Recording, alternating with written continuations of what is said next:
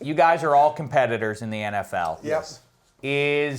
My 9 years in the league, I was fortunate enough. I got to, not have to, suffer very many injuries or anything. I was treated well in that regard. But when you are on the sidelines, injured or benched or otherwise, do you root against the guy ahead of you, even though it's good for the team? Will Peyton Manning root against Brock Osweiler? I don't think he will because he knows what Brock is going to be, so he knows he's going to make some mistakes. He's going to mess up. I've seen some situations. I want to say like Westbrook and Shady McCoy when he first got there was a little tart. Aaron Rodgers with Brett Favre was a little tart. You see that sometimes in the league. Yeah, it's not a kumbaya league. At some point. Oh, I buy it. I think I would be that way. You want to play. You think you would be. You would, more than anyone, you'd be rooting for everyone to fail. You know that's true as well. Yeah, That's true. I'm a team guy. Your last year in Oakland with whoever they had trying to run the ball. Right. Like for you, it has to be tough. It made me upset because I was like, when I got a chance to run the ball, I was putting up numbers when the box count was designed for me to put up numbers. And when it wasn't, I wasn't getting it. It wasn't like, and that's when I knew I wasn't who I used to be. And that's when I was like, all right, it's time for me to get out of here. I had you on my fantasy team last year. Did you really? Don't do that. Not right now. It's not time for that. Talk about that off air. But I remember when there was 9 guys, 10 guys in the box, I could still get 4 or 5 yards, maybe break a long one.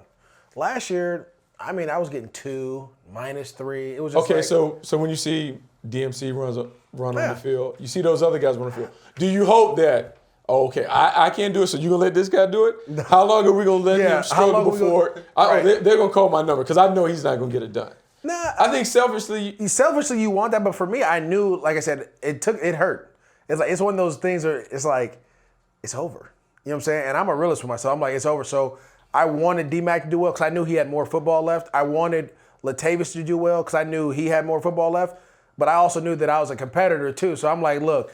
These dudes are balling. Let me get some of that and get to show you what I could do. But it wasn't. I didn't want them to do bad. See, but How far through the season did you know that was the case?